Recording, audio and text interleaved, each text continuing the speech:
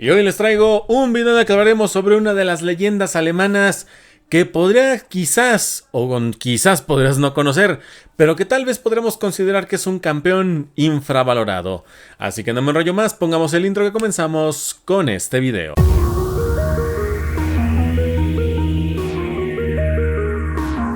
Como dice el título de la miniatura, la descripción y básicamente todo lo que hay en este video, toca hablar y regresar una sección que ya tenía meses abandonada y que era para remarcar, para hablar y dar a conocer a esas leyendas alemanas que tal vez hoy están enterradas en la historia, que tal vez hoy siguen presentes, pero que a final de cuentas es una buena oportunidad para que conozcas a jugadores que tal vez puedan ser parte de esa experiencia. Ahora que estás intentando conocer más del fútbol alemán y de todo lo que conlleva. Es una sección que ya tenía abandonada hace unos meses. Alguna gente se acordará de cómo hablaba de ciertos jugadores. De hecho, tengo interés de hacerle como una remasterización a algunos de estos videos, porque algunos de hecho nada más quedaron en formato de short. Por lo que la idea es que ahora sean su video completo y aparte un short nada más. Pero eso es lo que voy a ver yo en las próximas semanas, pero ya esta sección, como dije, parte de lo que tenía de mi plan de este año, pues ya es regresar este tipo de secciones. Y quien va a reinaugurar esta sección es una leyenda alemana que podemos considerar como ese campeón infravalorado de aquel mundial de 1974. Hablamos de Dieter Zerhoff. Dieter nació en Oberhausen un 15 de julio de 1946 en una Alemania posguerra.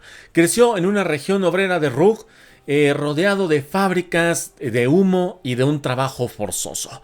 Y como muchos chicos alemanes de la época, encontró en el fútbol su vía de escape. Una vía en la que podía distraerse de lo que era su día a día, de lo que era ese momento su actualidad. No era por fama, no era por dinero, sino era por la pasión, por el amor al deporte. Empezaría su carrera futbolística en un modesto SC Otterfeld, un modesto club de barrio. Luego de ahí pasaría al Streget Nord, donde fue puliendo su velocidad, su zurda precisa y donde su inalcanzable recorrido por la banda se empezó a hacer destacar entre los demás. No era un prodigio, no tenía la prensa y el marketing que hoy podemos ver con muchos jugadores al día a día, pero lo que lo veían sabían que sabía jugar, sabían que tenía un estilo único para el fútbol. Ese chico lo daba todo en cada partido. En 1967 fichó por el Fortuna Düsseldorf y ahí comenzaría su verdadero viaje profesional. Jugaría 9 años en esta institución, sumando más de 260 partidos y 40 goles registrados.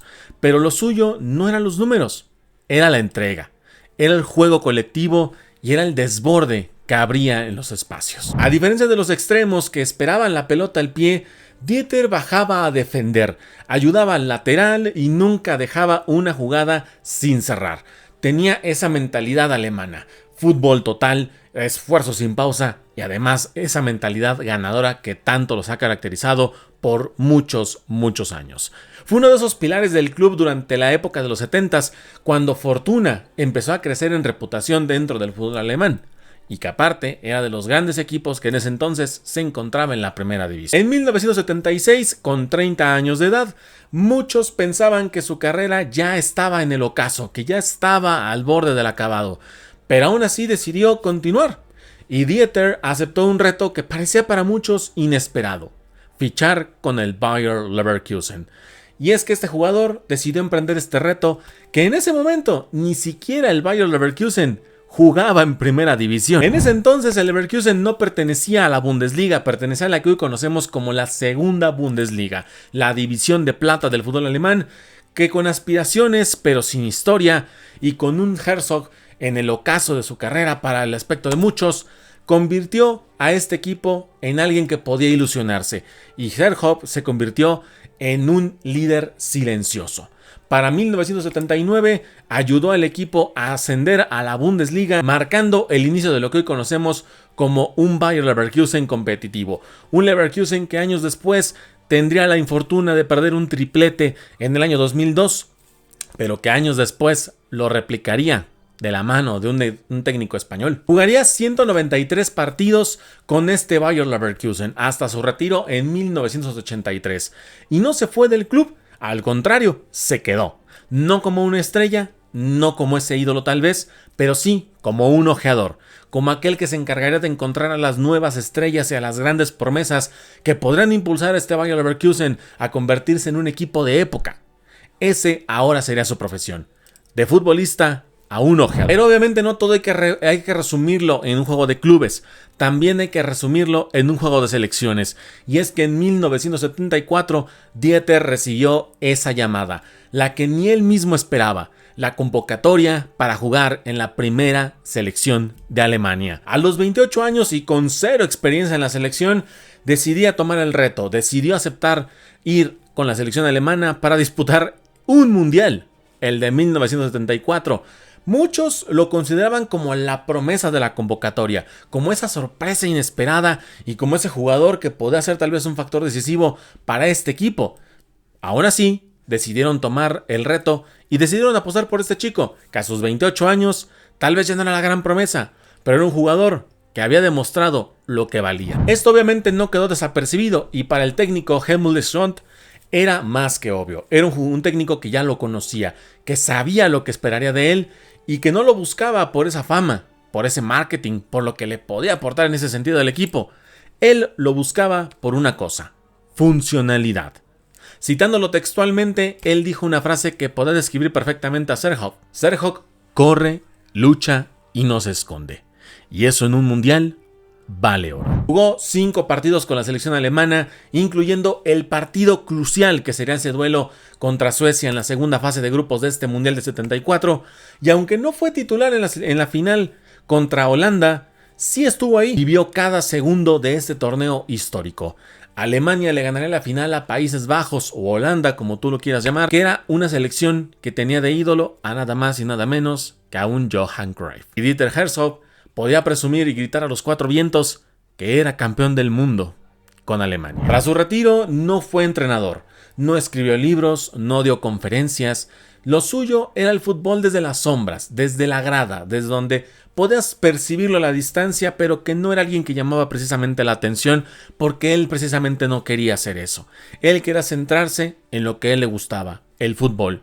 Ya lo había vivido como jugador, pero ahora iba a tocarle el otro trabajo: descubrir a esos grandes talentos para entonces su equipo, el Bayer Leverkusen, ayudando a descubrir a esas grandes jóvenes promesas, pero además haciéndolo de una manera interesante, puesto que nunca pidió crédito, nunca pidió esa fama, nunca pidió esa atención, nada de lo que tal vez hoy en día sea el pan de muchos cada día. Y es que en un fútbol lleno de egos, Dieter representó algo diferente, la figura del obrero del juego, aquel que entiende que no todos deben brillar, pero que todos deben cumplir su función.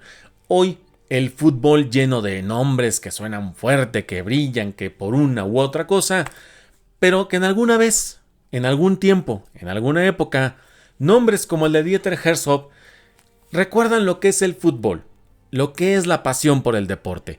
Recuerdan que hay historias como la suya que merecen ser contadas, que para muchos era un infravalorado, para otros quizás un sobrevalorado, para otros posiblemente ni siquiera pasaba por su cabeza y no lo conocían, pero que hoy en día son estas historias las que nos pueden recordar cómo es que se tiene que vivir la pasión del fútbol, ya sea desde como jugador, como un director técnico, como un ojeador, como un directivo, o tal vez incluso como un aficionado, aquel que comienza su historia, desde las gradas apoyando, desde un barrio, desde una cancha, de un llano, jugando tal vez de manera esporádica, de manera simple, de manera sencilla, de un jugador que tal vez no espera llegar a la élite, pero que juega cada partido como si ya estuviera en él.